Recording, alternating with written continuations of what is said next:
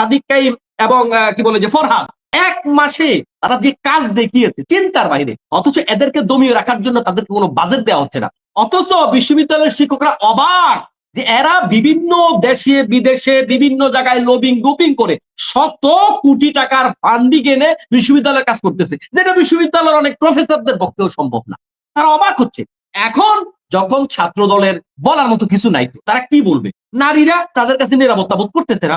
তাদের কাছে ছাত্র বান্ধব পরিবেশ পাচ্ছে না। তাদের কাছে শিক্ষামূলক কোনো কর্মসূচি পাচ্ছে না। এখন দেয়ার মতো যখন কিছু না থাকে তখন এই কাজ একটা ওই যে ওরা খারাপ তাই আমি ভালো।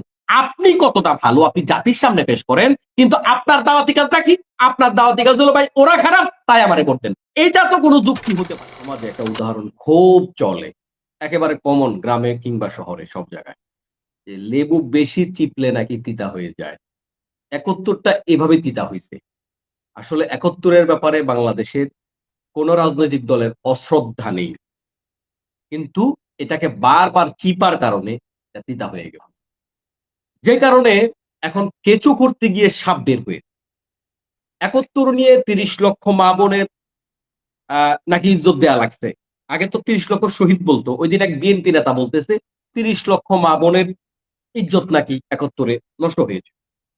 তো পরপরই আমি ফেসবুকে একটা পোস্ট করেছিলাম যে গোটা বাংলাদেশ থেকে যেহেতু সব জেলায় আমাদের ফ্রেন্ড লিস্টে লোকজন আছে, আমার পেজের ফলোয়ার তো আছে। আচ্ছা গোটা বাংলাদেশ থেকে আপনারা একটু তালিকা দেন আপনাদের এলাকায়। কোন এলাকায় কয়জন দর্শিতা হয়েছে? তো পোস্টটা দীর্ঘ সময় পার হলো, কয়েকদিন পার হলো। কোন এলাকা থেকে একজন দর্শিতার খবরও আসে না। নুরুজ্জামান ভাইয়ের সাথে আমি একমত। নুরুজ্জামান ভাই আজকে সাহস করে যে কথা বললেন, এই কথা ২-৪ বছর আগে সাহস করে কেউ বলে নাই যে ৩০ লক্ষ শহীদ হয়নি। এটা কিন্তু কেউ বলতে চাইতেন না। কিন্তু আমি আরো ২-৪ বছর আগেই বিভিন্ন একেবারে জনসম্মুখে পাবলিক প্লেস আমি বলছি যে মিথ্যার উপর একটা জাতি দাঁড়াতে হবে কেন রে ভাই? এটা জঘন্য ব্যাপার। ক্লিয়ার হয়ে যাক। ৭১ এ আমাদের অনেক ভাইয়েরা জীবন দিয়েছে। এটা পরিষ্কার থাকবে। তাদের শহীদদের স্পষ্ট তালিকা থাকবে, গাজীর তালিকা থাকবে, মুক্তিযোদ্ধাদের স্পষ্ট তালিকা থাকবে। কিন্তু এটা নিয়ে যখন ভাওতাবাজি চলবে, অর্ধেকের বেশি মুক্তিযোদ্ধা যখন ভুয়া হবে, মুক্তিযোদ্ধাদের নামে বেনামে যত দুর্নীতি হবে সব বৈধ হয়ে যাবে।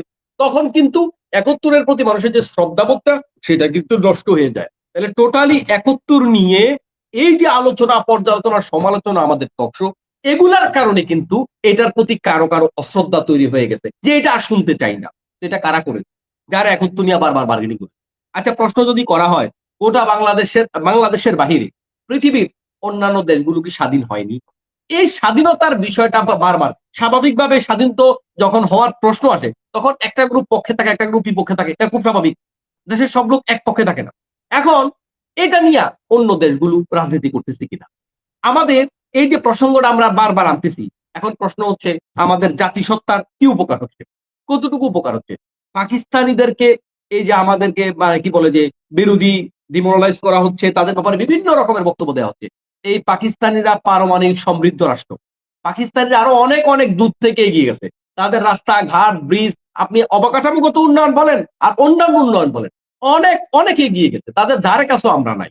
যত কথাই আমরা বলি। অথচ তাদের সরকার স্টেবল কয়দিন ছিল কয়টা সরকার। তারপরেও তারা অনেক দূরে গিয়ে গেছে। কারণ চেতনা ব্যবসা নাই তো। দুর্নীতিটা এই পর্যায়ের হয়তোবা তাদের এখানে নাই।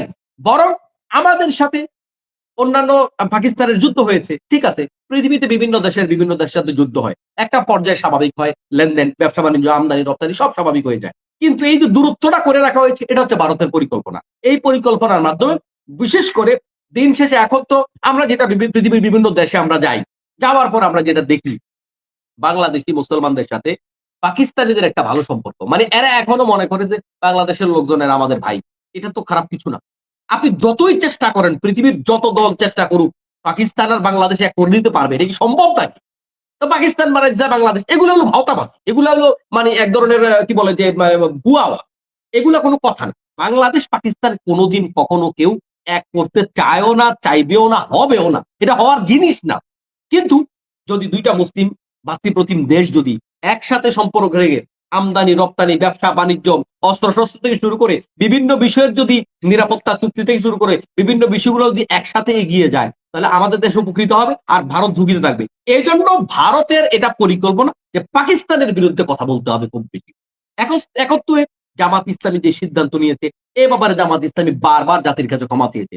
এখন আমি তো জামাত ইসলামের একবার দায়িত্ব হোল্ড করে আমি এখানে কথা বলতে আসিনি। এখন আমি যদি আমার জায়গা থেকে বলি ভাই, যেই কোনো বিষয়ের বুঝের ভিন্নতা, চিন্তার ভিন্নতা এগুলো থাকতেই পারে, খুবই স্বাভাবিক। জামাত ইসলামী কেন বিরোধিতা করেছিল? এইটা আমরা তো এটা আলোচনা আনি না। জামাত ইসলামী বিরোধিতা করার মূল কারণটাই ছিল আমরা শিয়ালের হাত থেকে বাঘের হাতে যাচ্ছি। তো সেটাই তো হয়েছে। আমাদের অস্ত্র নিয়েছে, সোনা দানা, টাকা পয়সা, আমাদের দেশের সহায় সম্পদ লুট করে খেয়েছে এবং এই ৫৪ বছর আমাদেরকে তারা শাসন করেছে এবং আমাদের এই মানে ভূমিটাকে তারা ধর্মীয় দিক থেকে, সাংস্কৃতিক দিক থেকে, অর্থনৈতিক দিক থেকে চরম জুলুম করেছে একটা দেশ। এদের স্বার্থে এরা আমাদেরকে সহযোগিতা করেছে। এর বাইরে কিছু না। তাহলে জামাত ইসলাম কেন বিরোধিতা করেছে? এটা তো পরিষ্কার রে ভাই। ওই প্রসঙ্গটা আমরা কেউ আনি না কেন? এটা তো আনা দরকার যে জামাত বিরোধিতা কেন করেছিল। এখন প্রশ্ন হচ্ছে জামাত অপরাধ করেছে কিনা? জামাতের যদি কেউ অপরাধ করে তাদের বিচার করা হোক। বেগম খালেদা জিয়া তিনি তার নিজের মুখে বলেছেন এগুলো ভাওতাবাজির বিচার। জামাত ইসলামের এই নেতৃবৃন্দ কেউ কোন অপরাধের সাথে সম্পৃক্ত নয়। এটা বাস্তবতা। যাদেরকে ফাঁসি দেওয়া হয়েছে সবটা মিথ্যা। এটা বেগম জিয়া নিজের মুখে বলেছে। অতএব এটাকে টেনে এনে এখন জামাত ইসলামের লোকেরা অপরাধ করছে এটা বলার সুযোগ নেই।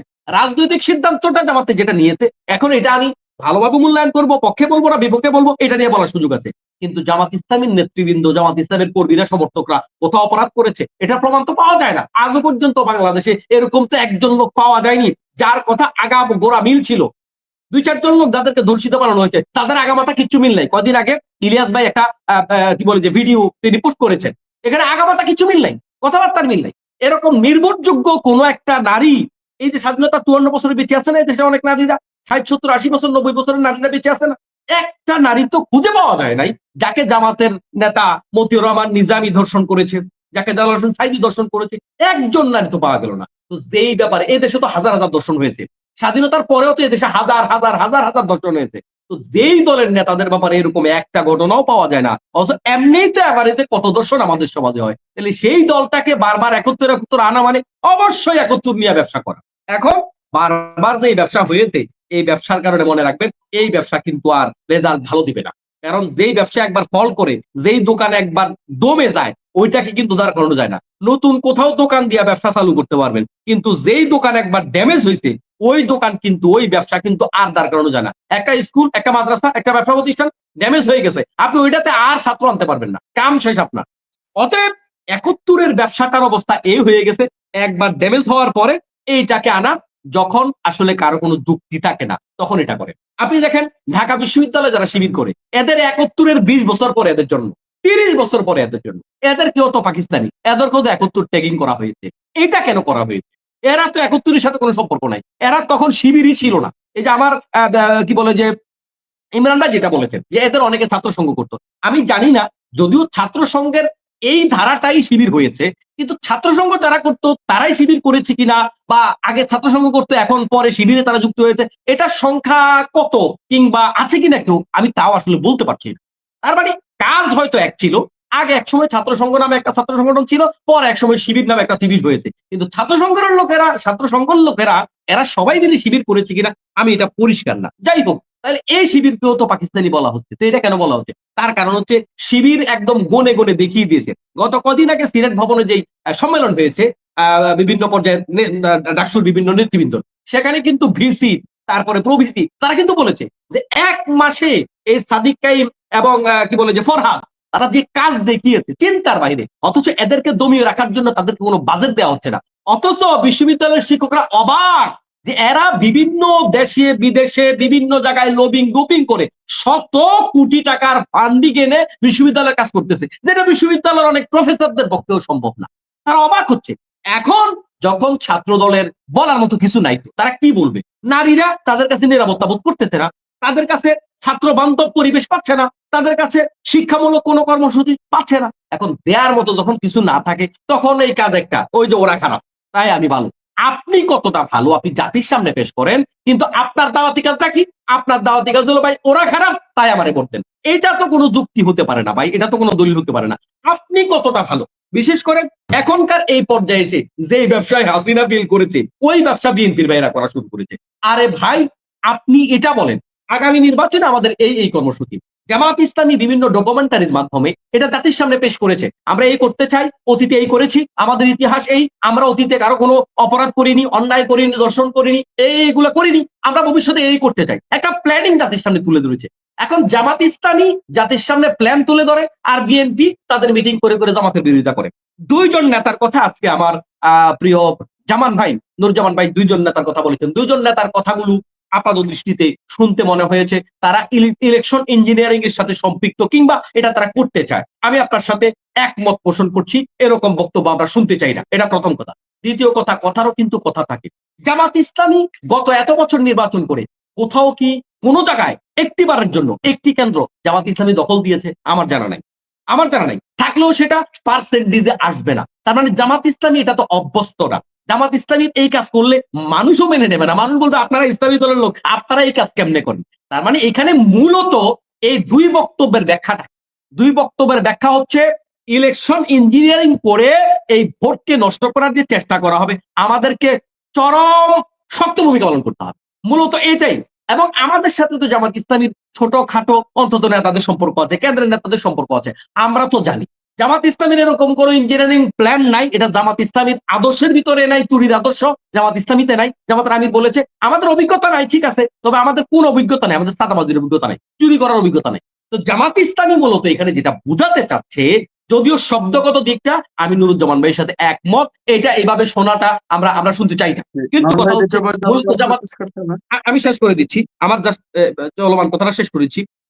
মূলত কথাটা হচ্ছে আসলে এগুলার দ্বারা বুঝিয়েছে জামাত ইসলাম, এবং ফিল্ড পর্যায়ে জামাত ইসলাম গোটা দেশে যেটা বলতে চাচ্ছে, এখন যেটা প্রচার করছে, সেটা হচ্ছে মোটেও এমনটা করা যাবে না, আমাদের একটি কেন্দ্র ছেড়ে দেওয়া যাবে।